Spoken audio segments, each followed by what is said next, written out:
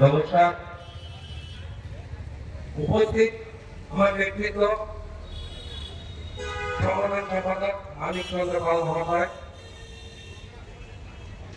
উপস্থিত ভাতৃপ্রতিম সমস্ত সহযোদ্ধা বন্ধুরা, জ্যেষ্ঠ বরিষ্ঠ ঘনিষ্ঠ সমস্ত কার্যকর্তা এবং একক অঞ্চলে এই মাইকের আওয়াজ যতদূর অব্দি যাচ্ছে, আর সেই সমস্ত জায়গায় এই বক্তব্য যারা শুনতে পাচ্ছেন, আলোকা এবং সেই সমস্ত সন্তানদের জানায় রাষ্ট্রবাদী তৈরি করতে হবে। আজকের বিষয় বিশ্ব হিন্দু পরিষদ দ্বারা আয়োজিত একটি প্রতিবাদ সভা। আর এই কালখণ্ডে আমরা প্রতিবাদ সভার ডাক দিলাম কেন?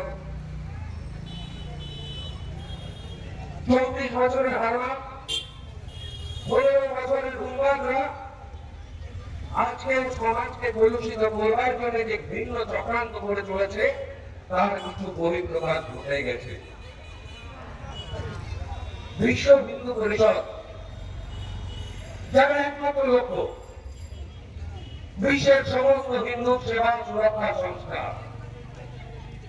সেবা সুরক্ষা সংস্থা, এই তিনটে শব্দবন্ধের বাইরে যারা কোনো কাজ করে না, আজকে তাদের উপরে আক্রমণ, হিন্দুর উপরে আক্রমণ, হিন্দুদের উপরে আক্রমণ, আর হিন্দুদের সেবার উপরে আক্রমণ, হিন্দু ধর্মের সুরক্ষার উপরে আক্রমণ, নিরাপত্তার উপরে আক্রমণ। আর তার জন্য তার সমস্ত সম্পর্কে বলছি যে আমি জানকারি আপনাদের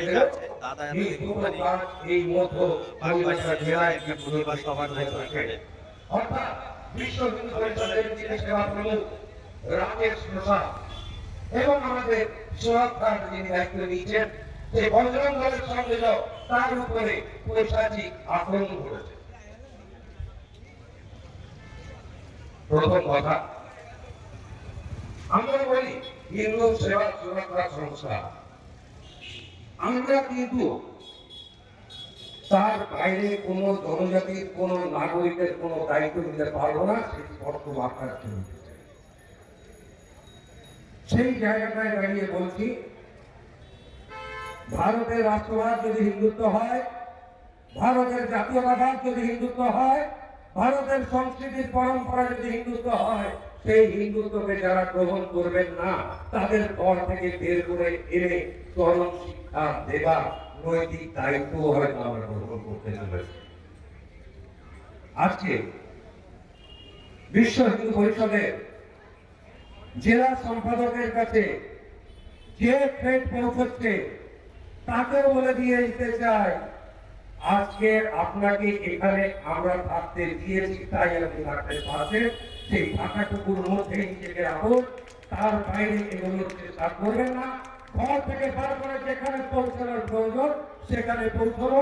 আপনার কোন নেতা, আতা, দাদা, বাবা, কাকা কেউ আপনাকে বাঁচাতে পারবে না।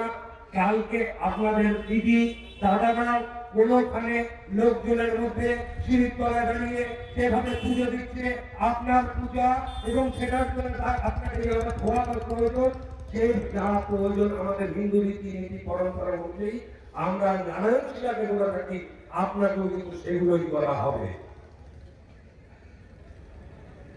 দীর্ঘ 34 বছরের হারমাদের জমানা, দীর্ঘ 15 বছরের উম্মাদের জমানায় যারা যারা সেই সমস্ত পরম্পরাকে নিজের আদর্শ বলে গ্রহণ করেছেন, তাদের জন্য বলে দিয়ে যেতে চাই। গতবারেও বলে গেছিলাম, প্রত্যেকটা পুলিশ, প্রত্যেকটা সাধারণ নাগরিক, প্রত্যেকটা অফিস কর্মচারী, প্রতিটা সরকারি কর্মচারী, প্রতিটা বেতনভোগী, প্রতিটা অবেতনভোগী, প্রতিটা দোকানদার, প্রতিটা সামাজিক ব্যক্তিগতদের যদি নিরাপত্তা দেওয়ার দায়িত্ব আমরা নিয়ে থাকি, তাদের নিরাপদে রাখবো, এই অঙ্গীকার আমরা করছি।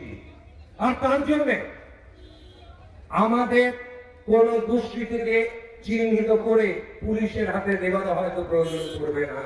আমরা আমাদের রাষ্ট্রকে কিভাবে সুরক্ষিত রাখতে হয়, তার জন্য যা যা করা প্রয়োজন আমরা সেইগুলো করতে হয়তো অর্থ পরিবার আমরা সেই কাজগুলো করে থাকবো। আপনারা ভাববেন না কোনো প্রশাসন আপনাদের নিরাপত্তা দিতে পারবে। আমার ঘরের সন্তান যদি নিরাপদ না হয়, কোন মায়ের পথে কোন বাচ্চা জন্মাবে না, সেগুলো নিরাপদে পারবে।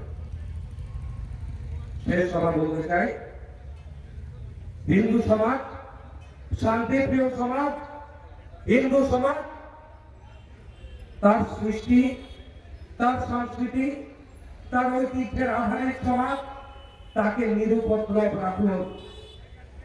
যদি কোনো উপদ্রবের জন্ম হয়, শুধু উপদ্রবকে নির্মূল করা নয়, উপদ্রবকারীকেও কোর্ট থেকে পার করে সমূলে নিধন করবার দায়িত্ব আমরা নিচ্ছি। বারে বারে আপনারা যেগুলো 50 বছর ধরে বলার চেষ্টা করছেন, সেটা কি আপনি ভুলে যাচ্ছেন? ভোটদান কথা আপনারা ভুলে গেছেন? সেদিন দাঁড়িয়ে যদি ধোকা হতে পারে, আর সেই ধোকা যদি উত্তরপ্রদেশে হতে পারে, মণিপুরে হতে পারে, বাংলাদেশে যদি হতে পারে, এই কথাকে বলে দিয়ে থাকে, সেটা আমি সেই ব্যক্তি, প্রশাসন সেদিনকেও কিছু করতে পারেনি, আজকেও কিছু করতে পারবে না। শুধু একটা কথা বলছি, যে কোনো দুষ্কৃতী আগামী 5 বছর যেন ঘরের কোনো লুকিয়ে থাকে, রাস্তায় ফেরোলে ঠেকিয়ে দেবো। ভারত মাতা কি যায়, জয় শ্রীরাম, বন্দে মাতরম। ভারত মা সুরক্ষিত হোক, ভারতের প্রত্যেকটি কন্যা সুরক্ষিত হোক, ভারতের প্রত্যেকটি ভাই সুরক্ষিত করা হোক। বাকি সমস্ত দায়িত্ব বিশ্ববিদ্যালয়ের তার মতো করে বুঝে দেবে প্রশাসন। নমস্কার।